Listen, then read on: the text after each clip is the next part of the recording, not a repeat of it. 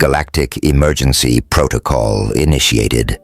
For the first time in recorded history, the Council has suspended all non-critical operations.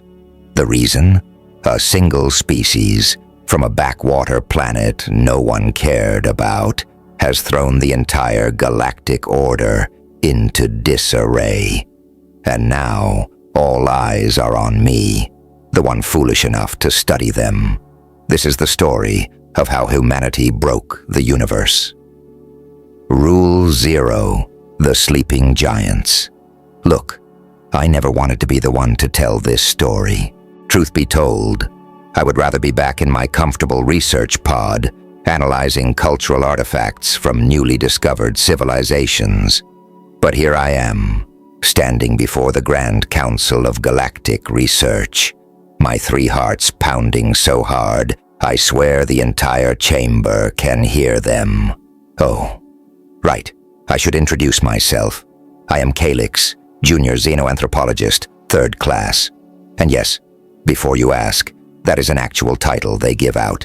The Galactic Research Council loves their classifications almost as much as they love their meetings. Speaking of which, the council chamber itself is quite the sight of massive amphitheater carved from living crystal. Wait, no, that sounds too fancy. Let me be honest. It is just another boring conference room. Sure, it is big enough to fit representatives from 50 different species, but at its core, it is still just a room full of bureaucrats arguing about paperwork. The only difference is that some of these bureaucrats have tentacles, others have wings, and a few, well, let us just say they exist in more dimensions than I am comfortable thinking about. Right now, Arch-Chancellor Urel's picture of being that looks like what would happen if you crossed the librarian with a sunset is droning on about proper classification protocols again. But this time it is different, because we are not talking about your standard planetary classifications, not your run-of-the-mill class 1 through 12 worlds. No, today we are discussing something that should not exist, something that breaks every rule we thought we knew about galactic civilization. We are talking about Earth, the only Class 13 world ever discovered. A murmur ripples through the assembled beings. Even the phase-shifted observers who usually maintain their aloof distance from our dimensional plane seem to flicker with interest. I catch first observer Kix actually solidifying enough to take notes. Now, that is what we call unprecedented. Urel raises all 4 of her primary appendages for silence. Her bioluminescent patterns pulse with what I recognize as severe academic annoyance. A common sight in these chambers. Fellow researchers, she begins, her translator working overtime to convert her harmonic speech patterns into something the rest of us can understand. We have gathered today to address a rather unique situation. Junior xenoanthropologist Calix has brought to our attention some disturbing data about our Class 13 designation. And just like that, every eye, sensory organ, and consciousness-detecting apparatus in the room turns toward me. Great, just great. I clear my throat, or what passes for one in my species. Honorable Council members, I start, trying to keep my voice steady. What I am about to share may seem impossible. It may even sound like a bad joke, but I assure you, every word, documented, verified, and unfortunately true. I activate my presentation interface, and a holographic display springs to life in the center of the chamber. It shows a simple planet, blue, green, and white, utterly unremarkable at first glance, the kind of world you would pass by without a second thought. This, I say, is Earth, home to a species known as humans, and they are, by every measurable standard we have, completely impossible. The chamber erupts in voices, clicks, pheromone bursts, and psychic projections. I wait for them to settle down, knowing that what comes next will only make things more chaotic. You see, I continue, We have rules about how species develop, guidelines about technological progression, theories about societal evolution. The humans, they broke every single one of them. And not just broke them, they took our carefully crafted rules, laughed at them, set them on fire, and then somehow used the ashes to make better rules. Arch-Chancellor Urel's signal pattern shifts to a deep shade of concern. Explain yourself, junior xenoanthropologist, and please try to stick to verified facts.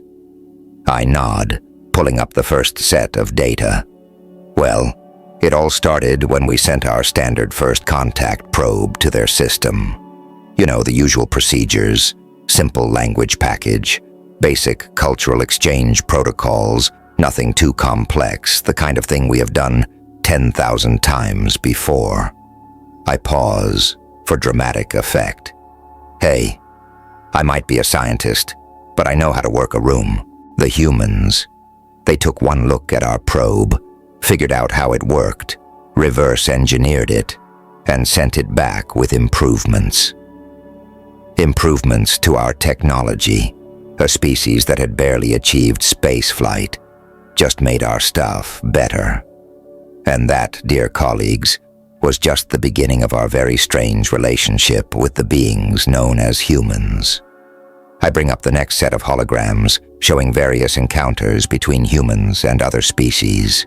The council chamber grows quieter than a vacuum leak. Let me tell you about the Proxima Initiative, I say, highlighting an incident from just 15 Earth years ago. The Proxima species, bless their silicon-based hearts, decided to follow standard first contact protocols with Earth. They chose to appear over what their research suggested was a minor population center, a place called New York City. Several council members shift uncomfortably. They know where this is going. Now our protocols suggest appearing over population centers to demonstrate peaceful intentions. Show yourself, be impressive but not threatening, that sort of thing. The Proxima ship was gorgeous. 3 kilometers of shimmering metal designed to awe and inspire. I pause, letting my outer membrane ripple with amusement. The humans? They had it on social media before the ship finished materializing. 15 different streaming platforms were carrying it live. Some humans were selling tickets to watch from rooftops. Others had already made merchandise. And before the Proxima could even begin their carefully rehearsed greeting, 3 different human governments had sent diplomatic welcome packets, including suggested trade agreements and, get this, patent licensing inquiries about the Proxima's faster-than-light drive. The phase-shifted observers flicker rapidly, their equivalent of shocked laughter. But that is not even the best part, I continue, bringing up another hologram. The Proxima ship had a small malfunction in their gravity drive. Nothing serious, just a brief fluctuation. Before they could even begin emergency procedures, human rescue crews were already mobilizing. They had somehow detected the power variance and were ready to help the species they had just met. The Proxima were so embarrassed, they jumped out of the system and submitted a formal request to delay first contact for another century. Arch-Chancellor Urel pulses with confusion. Surely this is an isolated incident. Oh, if only I switched to the next record. Let me tell you about the Zen Collective's attempt. They decided to be more subtle. They spent 3 years secretly observing human communications, learning their languages, studying their culture. They picked up something called Netflix and concluded that humans would respond best to a dramatic entrance during something called a Super Bowl. A groan ripples through the more experienced council members. Yes, exactly. The Zen materialized their ship, a masterpiece of intimidating design, right as the game was about to start. They broadcast their greeting in perfect English, Spanish, and Mandarin. And the humans, they thought it was a publicity stunt, an advertisement. The ratings went through the roof. Some company called SpaceX sent them a business proposal before they finished their speech. I bring up more records, each more absurd than the last. The Mereks tried stealth observation and found their cloaking technology all over something called YouTube, with humans debating different ways to replicate it. The Glicks attempted radio contact and ended up in a 48-hour conversation with something called ham radio operators who wanted to share their collection of Earth music. The Ven tried scanning human military capabilities and got a polite message asking them to schedule future scans between 9:00 a.m. and 5:00 p.m. local time, preferably with 5 business days' notice. The council chamber is dead silent now. I pull up the final classification report. This is why Earth was designated Class 30. They are the only known species to achieve faster-than-light travel after developing social media. The only civilization to create antimatter containment while still arguing about which direction to hang toilet paper. The sole planet that went from splitting atoms to mending them in less than a century. They somehow managed to survive discovering nuclear weapons, artificial intelligence, and reality television all within 100 years. But that is impossible, one of the junior council members protests. No species can advance that chaotically and survive. I nod gravely. Exactly. By every predictive model we have, humans should have destroyed themselves at least 7 different times. Instead, they turn their most devastating weapons into power sources, their deadliest poisons into medicines, and their social media platforms into the galaxy's most efficient information distribution network. High Counselor Nix's signal patterns shift to a shade I have never seen before. And you say they achieved all this while still having internal conflicts, without achieving planetary unity? Oh, it gets better, I reply, pulling up the final set of data. They do their best work when they are disagreeing with each other.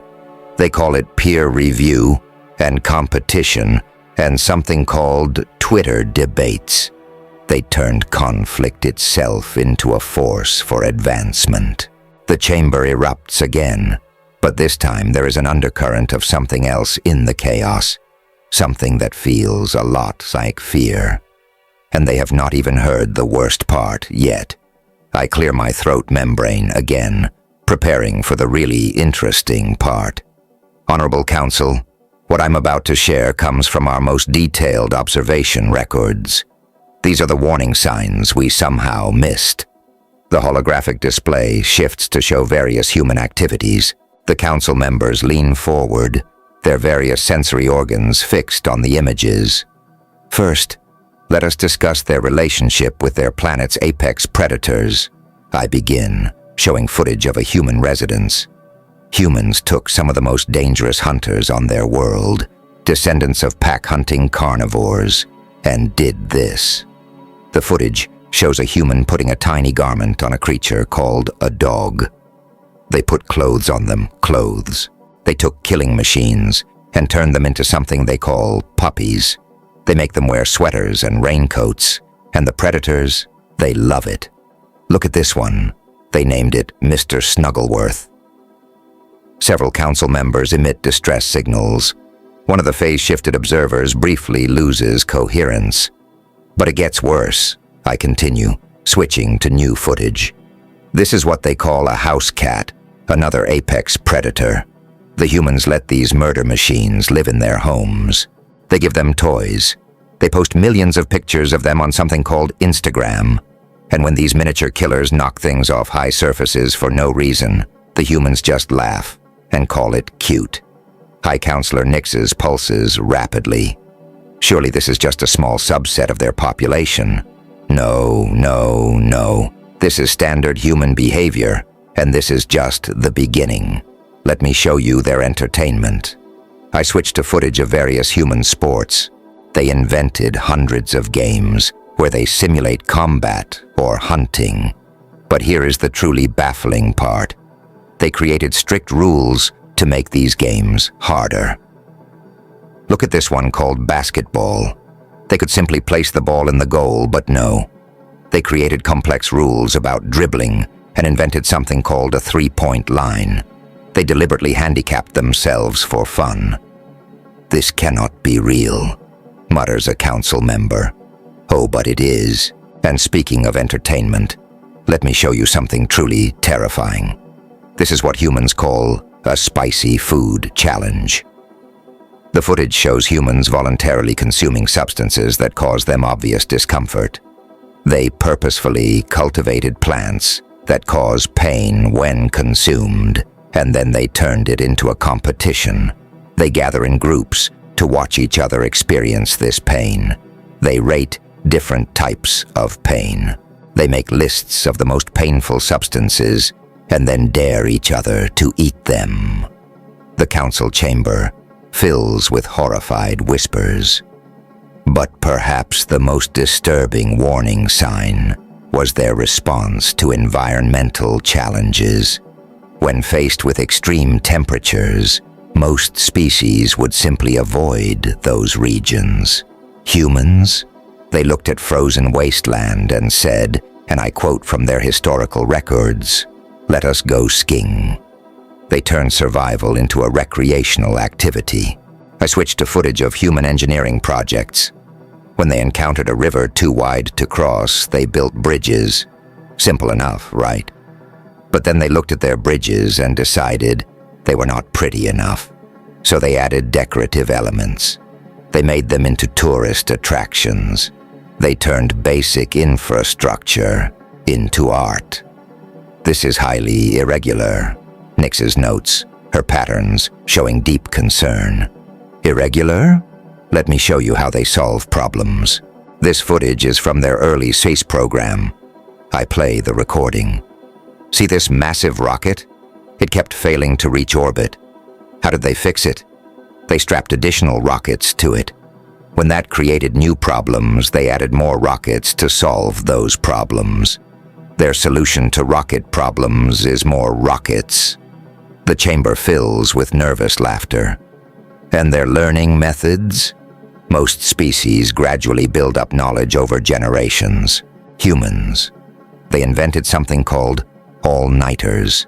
They consume massive amounts of a stimulant called caffeine and absorb entire subjects in single sessions. Their students can explain quantum mechanics while being completely unable to maintain a proper sleep schedule. I pause for effect before continuing. But here is the truly worrying part. When humans encounter something dangerous, something that any sensible species would avoid, their first reaction is to ask, "Can we pet it?" The display shows multiple instances of humans approaching dangerous creatures. This is a creature they call a bear, a massive omnivorous predator. Upon discovering bears were attracted to their food storage, humans did not avoid bears. Instead, they invented something called bear-proof containers, but they had to make them just difficult enough that bears cannot open them while still being accessible to humans. They turned it into an engineering challenge. "This is madness," someone in the chamber whispers. "No, this is humanity." They see a tornado, a violently rotating column of air that can destroy entire settlements, and some of them chase it for science. Others do it just to take pictures. They call themselves storm chasers and consider it a legitimate career option. I bring up the final set of warning signs, and then there is their problem-solving approach. When faced with a challenge, most species try to find the most efficient solution. Humans. They come up with dozens of solutions, ranging from brilliant to bizarre, and then argue about which one is best. And somehow this argument process actually produces better results.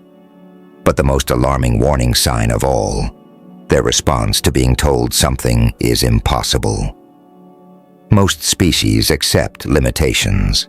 Humans, they treat impossible as a personal challenge. Tell a human they cannot do something, and they will dedicate their lives to proving you wrong. They turn spite into a motivation for scientific advancement. The council chamber has grown very quiet now. Even the phase-shifted observers have stopped flickering. These were the warning signs we missed. A species that domesticates predators, invents unnecessary rules for fun, turns survival into recreation, and treats scientific impossibilities as personal challenges. And we, in our infinite wisdom, decided to try making first contact using our standard protocols. I let that sink in for a moment before adding, in retrospect, we probably should have seen this coming. I take a deep breath, my chromatophores shifting to a more serious hue. And now, Honorable Council, we come to the incident that prompted this emergency session, the event that led to our current situation. The holographic display shifts to show a star system near the edge of human space, a small colony world recently established. Nothing particularly special about it, just another stepping stone in humanity's gradual expansion into the galaxy. 3 standard cycles ago, the Krivax Dominion discovered this human colony. The Krivax, being a relatively young spacefaring species, were not yet privy to our Class 13 classification protocols. They were, shall we say, enthusiastic about their military capabilities. Several council members groan. The phase-shifted observers flicker in what I have learned to recognize as a collective wince. The Krivax fleet, 12 warships strong, arrived in the system with what they thought was overwhelming force. Their ships were top of the line, equipped with the latest in shield technology and antimatter weaponry. Their commander, Supreme War Leader Krax, sent what they considered a generous ultimatum to the colony. I play the recorded message, "Primitive humans, your world is now part of the glorious Krivax Dominion. Surrender within 1 planetary rotation, or face annihilation." The human response, I pause for effect. They sent back a message saying, and I quote, "Nukom hu dis." Confused murmurs ripple through the chamber. The Krivax, not understanding human communication patterns, took this as a sign of primitive technology. They decided to demonstrate their power by destroying one of the colony's orbital satellites. I show the footage. A Krivax warship fires on a small human communications satellite. The satellite explodes. Nothing happens for about 30 seconds. And then, I continue, the humans did something that should have been our first warning. They started live streaming the invasion. The footage shows multiple camera angles appearing, all broadcasting across human networks. Comment feeds scroll past, filled with humans making jokes, taking bets, and discussing the Krivax ship's technical specifications with disturbing accuracy. The Krivax, growing frustrated with the lack of terror, launched what they called their shock and awe campaign. They began systematically destroying more satellites. Each explosion was met with increased viewership and something humans call memes. I display some of the human communications. Look at this. They started rating the explosions on style points. They created betting pools on which satellite would be next. Someone started a social media account pretending to be the Krivax commander, and it gained more followers than the actual invasion broadcast. But where was their military response? A council member asks. That is the fascinating part, I reply. While all this was happening, the humans were busy, very busy. You see, what the Krivax did not know, what none of us knew until it was too late, was that this simple colony was home to something called the Human Space Force Rapid Response Gaming Division. The chamber goes completely silent. Yes, you heard that correctly. The humans had turned warfare into a game. They took their best virtual combat simulators and turned them into training programs. They recruited top gaming champions and taught them to operate real spacecraft. And this colony, it was their training ground. I show the next phase of footage. Watch carefully. This is when things get interesting. The recording shows the Krivax fleet suddenly losing power. Their shields flicker and die. Their engines shut down. Their weapons go offline. While the Krivax were busy putting on their light show, human cyber warfare teams, or as they call them, pro-gamers, had hacked into their ship's systems. Wow. How? They recognized the base code, apparently. Some of the Krivax software was based on old human gaming protocols they had picked up from stray transmissions. The humans just treated it like a new game patch. Horrified understanding dawns across the council chamber.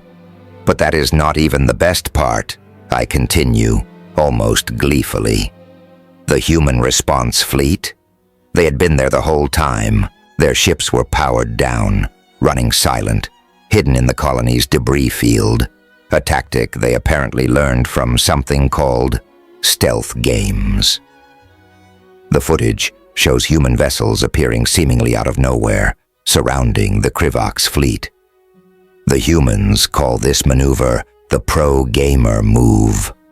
Their ships, piloted by what they call their elite gaming squad, executed combat maneuvers that should have been impossible. They moved like they were playing a game, because for them, that is exactly what it was. I play the human commander's transmission to the Krivax fleet. GG, no Ray. Welcome to the tutorial level, noobs. The entire Krivax fleet was disabled and boarded in under 15 minutes. Not a single shot fired. No casualties on either side. The human teams were apparently speedrunning it. The council chamber erupts in chaos. But here is the truly terrifying part, I say, raising my voice over the commotion. When we interviewed the human commanders afterward, they said this was just a casual run. They were not even trying to set a record. They have leaderboards for this sort of thing. High Counselor Nix's signal patterns are practically strobing now. Are you saying? Yes, I confirm. The humans have gamified warfare to such an extent that they can win battles while trying to maintain their streaming numbers and subscriber counts. They turned military conquest into an e-sport. I show the aftermath footage. And what did they do with the captured Krivax fleet? Did they destroy it? Keep it as a trophy? No. They returned the ships after upgrading their systems and installing what they call anti-cheat software. They treated the whole incident like a friendly practice match. The footage shows human engineers cheerfully explaining the upgrades to bewildered Krivax technicians. Someone had even ordered pizza for everyone involved. The Krivax commander found their social media feed filled with friend requests from the human pilots who had defeated them. The humans started sharing tips about how to improve Krivax ship performance. They created tutorial videos. They sent them a gift basket with a note saying, "Better luck next." First time. I let that sink in before delivering the final blow. And the most devastating part. This was not their main fleet, not their best warriors, not even their most experienced gamers. This was their trainee division, their noob squad, the ones they considered still in tutorial mode. The silence in the chamber is absolute. So yes, Honorable Council, I believe it is time we revised our first contact protocols, because somewhere out there, humanity's actual military forces exist, and if this is what their trainees can do. I do not need to finish the sentence. The implications are clear enough. The council chamber has been in continuous session for 3 standard cycles now. I have never seen so many bureaucrats skip their scheduled relaxation periods. The phase-shifted observers have not dephased once, which is probably some kind of record. So Arch-Chancellor Eurelis says, her patterns showing a mix of exhaustion and resignation, we need to establish new protocols immediately. I nod, bringing up the latest data. The situation has evolved since the Krivax incident. Word has spread. The footage went viral across human networks. They turned it into something called a documentary series. It has merchandising. A junior council member raises an appendage. What kind of merchandising? They made plushies of the HFY ships, action figures of both human and HFY commanders. Someone started a food truck chain called Alien Invasion Tacos. The HFY commander is now an honorary streamer with over 2 million subscribers. The council chamber fills with confused murmurs. But the real issue, I continue, is the reaction from other species. The galactic community is, well, panicking might be too strong a word. Let us call it a controlled diplomatic meltdown. I display the latest reports. The Zenthar Collective has recalled all their observation posts near human space. They are concerned humans might try to pet their supposedly invisible stealth drones. The MRAX Federation has formally requested that humans stop trying to reverse engineer their technology. Not because it is a security risk, but because humans keep improving it and making them look bad. The Glicks have submitted a formal complaint about humans calling their most advanced warships boopy snoots after seeing pictures of their bridge design. 3 different species have requested we classify human humor as a weapon of mass destruction. And the Ven, well, I show the Ven report.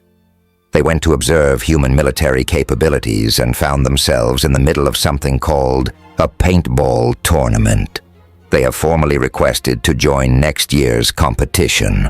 They are already designing team uniforms. Arch-Chancellor Urel's signal patterns shift to what I recognize as bureaucratic despair. What are our options? Well, I say, pulling up the new protocol drafts. We have had to completely redesign our first contact procedures. First, we are implementing what humans call a noob-friendly tutorial system. All species must now complete a mandatory how to talk to humans without causing an intergalactic incident training course. I display the course outline. Module 1. Why challenging humans to prove something is impossible will only encourage them. Module 2. Understanding human pack bonding with literally anything. Module 3. Why humans will absolutely try to pet your most dangerous wildlife.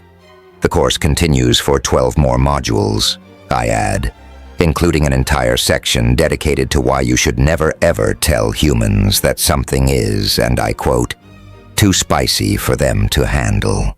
Where several council members nod vigorously at this part. We have also had to establish new diplomatic guidelines. All species are now required to have what humans call a social media presence before initiating contact. We have hired human consultants to help with meme strategy and proper GIF usage in interstellar communications. I bring up the next set of changes. The Galactic Library has had to create a new classification system just for human scientific papers.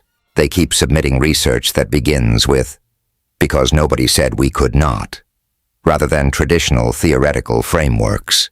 The Galactic Defense Force has been completely reorganized.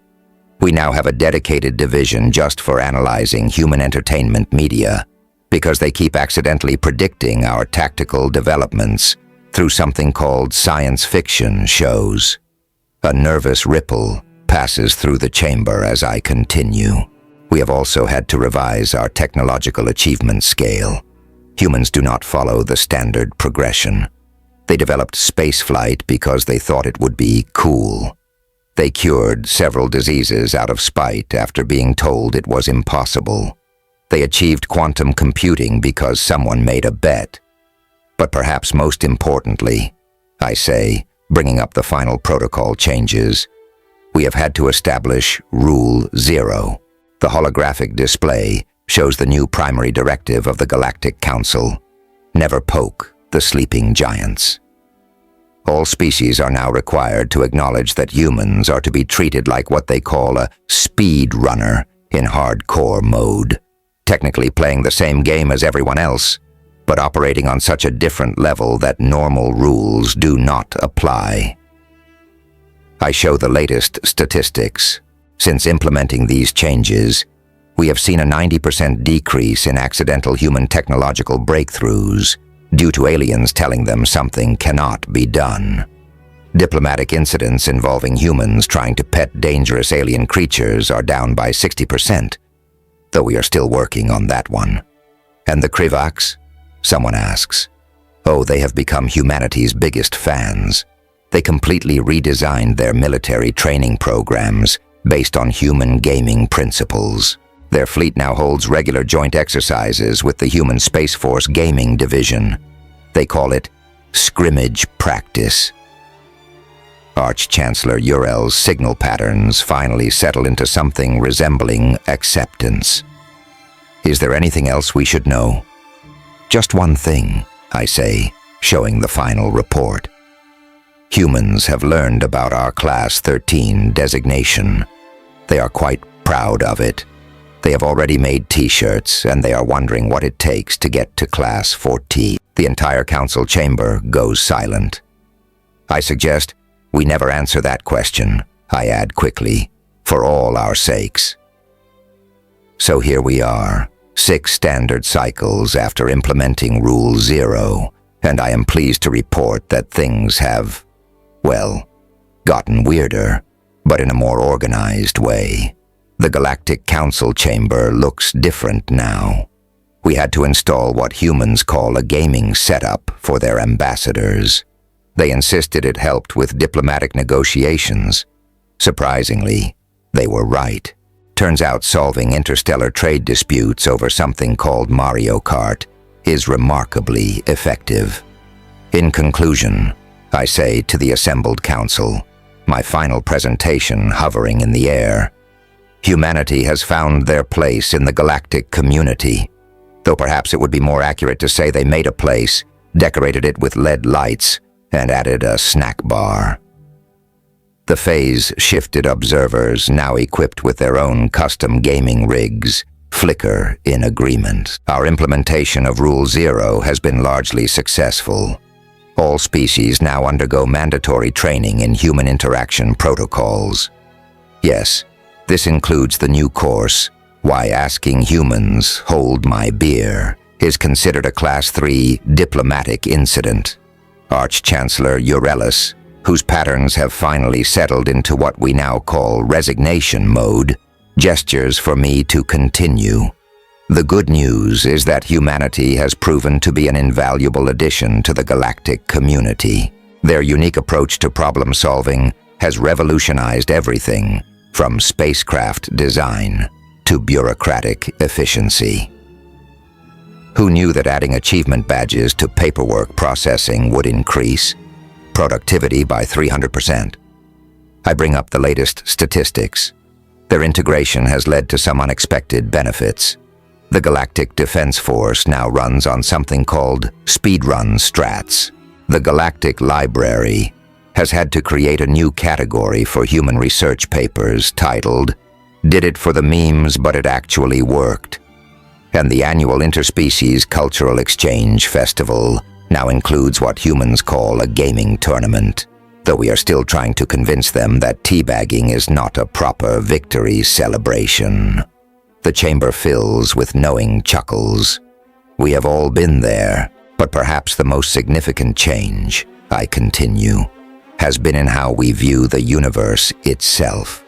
Humanity has taught us that impossibility is just a temporary inconvenience, that rules are more like guidelines with cheat codes, and that anything can be improved by adding RGB lighting. I pause, looking around the chamber at the various species represented here. Some have tentacles, some have wings, some exist in multiple dimensions, and now, thanks to human influence, all of them have gaming chairs. Rule 0, never poke the sleeping giants, has become more than just a protocol. It is a reminder that in this vast galaxy, there exists a species that looked at the fundamental laws of physics and said, "Bet." A species that turned warfare into an e-sport, diplomacy into a party game, and bureaucracy into a quest line with random loot drops. The holographic display shows various images of human achievements since joining the Galactic community. Space stations with unnecessary but aesthetically pleasing design elements, diplomatic meetings conducted via dance competitions, the infamous incident where they taught the Hive Mind Collective to play Among Us. And so, I say, reaching my conclusion, we have learned to live with humanity's unique nature. We have adapted our protocols, adjusted our expectations, and accepted that sometimes the best solution to a problem is to let humans try something that should not work, but somehow does anyway. High Counselor Nix's signal patterns shift to what we now recognize as the end of presentation mode. Thank you, Senior Xenianthropologist, First Class CFAX. Oh yes, I got promoted several times. Turns out writing the How to Survive First Contact with Humans guidebook is considered pretty important these days. Any final observations? She asks. I look at my notes one last time and chuckle. Just one, High Counselor. In our efforts to understand and classify humanity, in creating protocols to handle their unusual nature, in establishing Rule 0 to prevent catastrophic incidents, we overlooked one crucial irony. The chamber grows quiet, waiting. We spent all this time trying to figure out how to handle humanity, creating rules and guidelines and protocols. But in doing so, we fundamentally misunderstood their most basic nature, because if there is one thing humans love more than anything else, I pause for effect. It is breaking rules they did not know existed. And somewhere out there, in the vast expanse of space, I swear I can hear humanity saying, "Hold my beer."